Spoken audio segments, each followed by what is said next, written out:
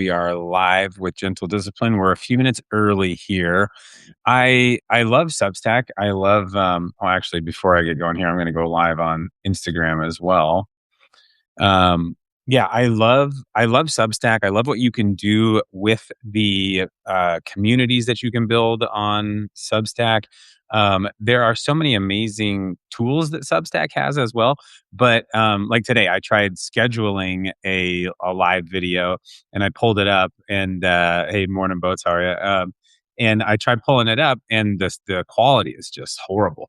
And so, I had to exit out and start over again, which is why we're getting started here a little bit early. But yeah, I really, really love the platform that is Substack, and I'm excited for them to keep on rolling out new things because I just the more that I use Meta products, Facebook and Instagram, the more I'm just kind of, and we'll talk about it a little bit today. The more I'm just kind of put off by them. And I've talked about the push pull relationship between us and social media, and that relationship that we maintain. And so often we are being pushed information rather than pulling it. And this is so. Oh, hey, what's up, Cherry Bears fan? This is so nice to see you. And I'm still writing, ma'am. Don't worry. It is coming. There's a lot going on right now. So, yeah, but. Yeah, I this push pull relationship that we have with social media is so interesting, and I love the idea that we could pull information from it rather than be pushed it. But it's something that is just very present on my mind as I'm using Meta products and comparing them with Substack and where that's going for me in the future and just kind of what I'm aligned to. So. Yeah, this week's newsletter, I wrote about the rebirth of the micro community. Um, and I started off with the quote from Jimmy Iovine, and Jimmy Iovine's a big name in the music industry. He helped build Beats by Dre, sold it for $3 billion to Apple. Highly, highly successful. Co-founded Interscope Records. Guy knows what he's talking about. He's been there, done that many times over decades. And he said the streaming services are minutes away from being obsolete. And I think that is so interesting. He actually referred to them as tap water. They're as common as tap water now. And this kind of brings up the point that when two products are identical to one another, price is the only differentiator. And we can apply that in our normal lives. Like when we have this comparison and we're comparing two products that we're going to go with, if there's no difference between the two, we're going to go with the cheaper option. It's a no-brainer. And so he kind of brings up that the music industry and these streaming platforms have failed to be able to provide platforms for artists to engage with their fans and create and build communities. And so artists are doing that on their own.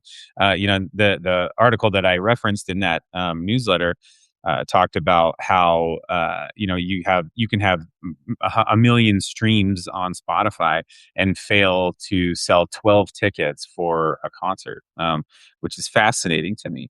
And so I started digging into it a little bit more because I think that this idea of mass audiences, I've certainly been kind of opposed to the mass audience for quite a while now, and I think that there's just more to it than that. So I started looking into it.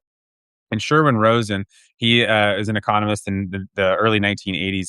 He first defined it as kind of like this winner take all market, where when you have like you have a lot of products that look the same, that feel the same, you have slight differences in quality that cause a rise to the top, and the very small percentage at the top of that group, they take home the lion's share of everything, of attention, of financial gain, of everything. And so his primary example was the record player at the time. And just really, he used athletes and entertainment in general. And if you think about music, right? There was a time in the world when people would travel far and wide, right? Like they would get into their horses, and they would make like pretty arduous journeys to find concerts and to listen to live music being played because the chances that they had heard that were very slim, especially like a concerto or a beautiful concert being put together with multiple instruments, maybe a symphony, and people would be moved to tears by what they saw and what they heard. And if you compare that to today, we just have this inundation of just nonstop excess of art and music in this case. And what you have is the complete loss of scarcity.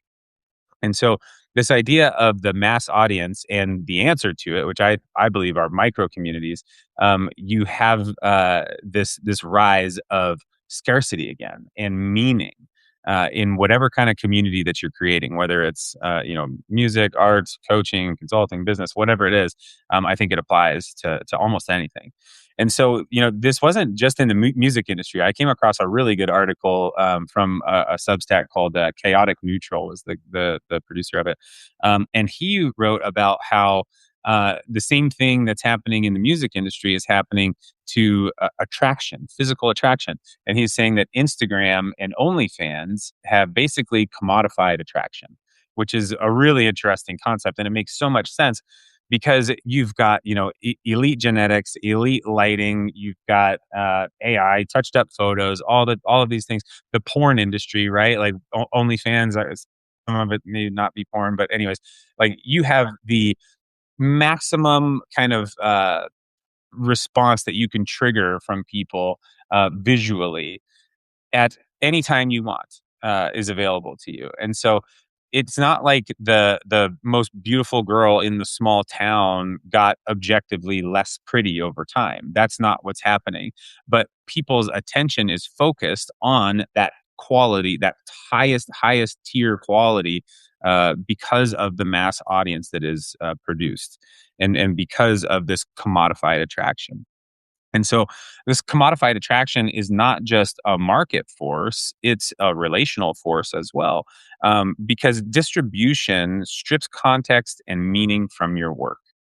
And I think that's such an important point to make. Distribution strips context and meaning from your work.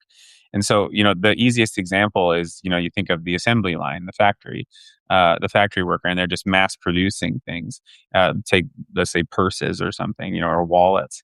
And if you get a handcrafted leather wallet that is handed to you by the artist who made it, compare that to something just came off of an assembly line, and you can charge an absolute premium for that handcrafted wallet that's really special because it actually is special. It's actually significant and it actually holds meaning when compared to this like just came fresh off the assembly line. And it's so common that, again, the only lever that's being pulled now is price because it's so common. You can make it cheaply, and that's why I'm buying this wallet now.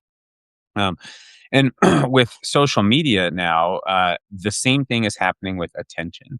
And so we've kind of, in the entrepreneur space, we have kind of been convinced for a while that reach is really important. And of course, it is important, but not in the way that it has been taught to the masses. And so, the metrics that people are using to gauge how successful their outreach program is, whether that's likes, it's usually, likes, follows, and views, which is not the case. Like that is actually not indicative of how successful your business is, right? The better metric to use is going to be average revenue per fan. And there's a huge difference between a passive, a passive follower and an active participant. And so, again, like I think that this feeds right into the micro community model. And in this model, the most important question for us to ask is, what does it take to move someone from passive follower to active participant? What does it take to move someone from passive follower to active participant? And like I've talked about before, there's three ways in which attention moves, right? You can pay for it as the first one. And that's buying ads. But a lot of times purchasing ads just reveals a lack of momentum, a lack of systems, a lack of structure. Paying for attention can be very, very expensive if you don't know what you're doing. So that is what most people run to right off the bat. And it is a mistake. I've made it with multiple businesses. And it doesn't work unless you're capitalizing on a very specific momentum that you've identified. Or if you're a huge company that just needs to be pinging out and reach is your actual goal, right? Like just getting in front of the masses. To most people, that is no longer viable because everyone is competing on the same three platforms for reach. Um, the second way is organic content.